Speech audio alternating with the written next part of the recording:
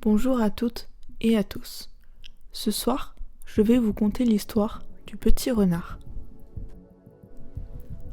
La neige tombait encore que le renardeau marchait toujours. Il était épuisé d'avoir marché aussi longtemps, mais au moins il avait atteint sa destination, la forêt de Férindra. Avant de mourir, sa mère lui avait dit « Va au repère dans la forêt de Férindra et demande à rencontrer le grand Pharmistia. Tous les animaux le connaissent et le craignent. N'aie pas peur, mon petit renard. Tu es plus grand et plus fort que les autres. Quand tu l'auras trouvé, tu diras au grand Pharmistia que c'est moi qui t'ai envoyé le voir. Il ne renoncera pas. Sois fort, mon petit renard. Tu as toujours été ma fierté. Je te suivrai de là-haut. » C'étaient ses dernières paroles et son dernier souvenir. Il avait donc respecté la sagesse de sa mère renarde et était parti. Il avait demandé son chemin à tous les animaux qui ne le fuyaient pas. Et, comme sa mère l'avait dit, tout le monde connaissait ce fameux grand Pharmistia et lui montrait la route à prendre. La neige était moins profonde dans la forêt. Il avança et s'y enfonça progressivement. Il n'y avait personne à qui demander son chemin. Plus il avançait, et plus les ténèbres l'envahissaient. Au bout d'un moment, il s'arrêta. Il faisait pratiquement noir. Il était totalement perdu. Seul le vent croisait son chemin. Il allait perdre espoir quand soudain un hurlement assez proche se fit entendre sur sa gauche. Sans même réfléchir, il s'élança à la recherche de la source de cet appel. C'était la première fois qu'il se sentait avoir de la puissance. Son flair le guidait vers l'inconnu. Un autre hurlement surgit de derrière les arbres. Il approchait rapidement, mais son instinct lui disait de se méfier. Alors il ralentit sa course. Rendu devant une clairière enneigée, il s'arrêta. Devant lui, des bêtes plus grandes et paraissant plus féroces que les animaux croisés sur son chemin lui faisaient face. Personne ne semblait l'avoir remarqué, alors il se cacha derrière un arbre et une voix impérieuse commença. « Chers frères, vous avez tous répondu à mon appel. Vous êtes ici car le trône de Solembourg est en danger. Je viens d'apprendre qu'un de mes descendants est en route pour me rencontrer. Mais celui-ci doit mourir car la femelle est une traîtresse. Il devrait arriver d'ici demain matin. Alors il faut agir au plus vite. Les familles Ronepa et Sitarik, vous irez vers l'est. Les familles Daska et Pikran vers l'ouest. Et enfin, les familles Grinral, Wurma et Oshdin vers le sud. N'oubliez pas, il me le faut vivant. » Les grosses bêtes répondirent par un hurlement et partirent dans leurs directions respectives. Le petit renard se cacha comme il put au passage de ce qui était des loups et se releva quand tout le monde fut passé. Il savait que le fugitif recherché était lui.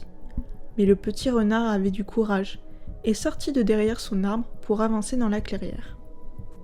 Quand le loup le vit, le petit renard s'arrêta et s'inclina. Le grand loup sourit et lui dit « Tu es en avance, petit, tu as l'air d'être coriace et malin. Viens donc t'asseoir à côté de moi pour discuter calmement. » Le petit renard lui obéit et dès qu'il fut assis, il demanda au grand loup « Qui suis-je ?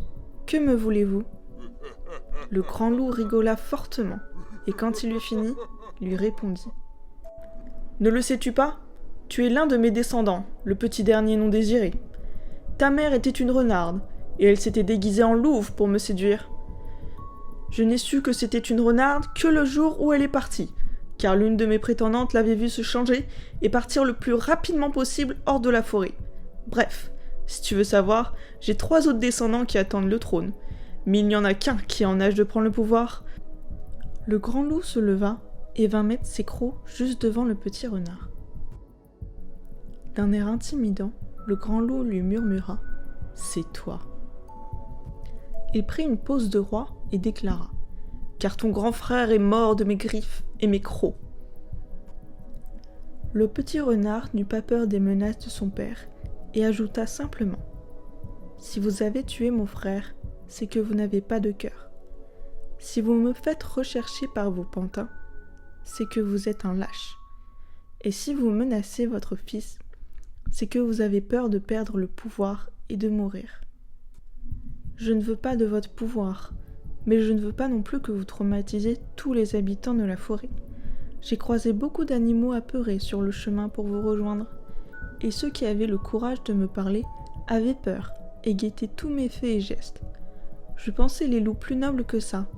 Un vrai roi se fait respecter sans être craint de tous. Quand tous les animaux seront partis, irez-vous vous en prendre à un autre territoire ? Avec le bruit que faisait la dispute, les loups qui étaient partis à la recherche du petit renard étaient revenus. L'un d'eux, le chef de la famille Grinal, se décida et s'avança pour se joindre au renardeau. « Le petit a raison, nous nous laissons guider depuis trop longtemps par Farmistia. Il a même tué l'un de ses propres fils pour gouverner plus longtemps. Et je trouve que c'est une honte d'avoir attendu un petit renard descendant d'une grande lignée de loups nous dire ce que l'on fait est mal. Nous le savions pourtant, mais nous ne réagissions pas, car nous étions sous l'emprise du pouvoir de notre chef. Mais maintenant que le doute s'installe dans notre esprit, nous devons nous assembler, et nous devons agir pour qu'une paix plus prospère s'installe dans notre forêt. Le règne du grand Farmistia est là depuis trop longtemps. Laissons la place au demi-sang du renard. » Les loups hurlèrent à l'harmonie. La tyrannie de la puissance venait de tomber. Le grand Farmistia était seul. La ruse de la parole du petit renard avait fonctionné. Il avait vaincu un roi sans se battre. Le grand loup, trahi par sa meute, n'eut d'autre choix que de renoncer à sa puissance et donner son trône au petit renard qui fut baptisé le grand demi-loup. Suite à ce coup d'état, Farmistia fut banni de la forêt de Ferindra et devint un pauvre loup solitaire. Le faible avait battu le fort par la sagesse et les paroles, mais aussi par la ruse. Merci de votre écoute, bonne nuit et à bientôt.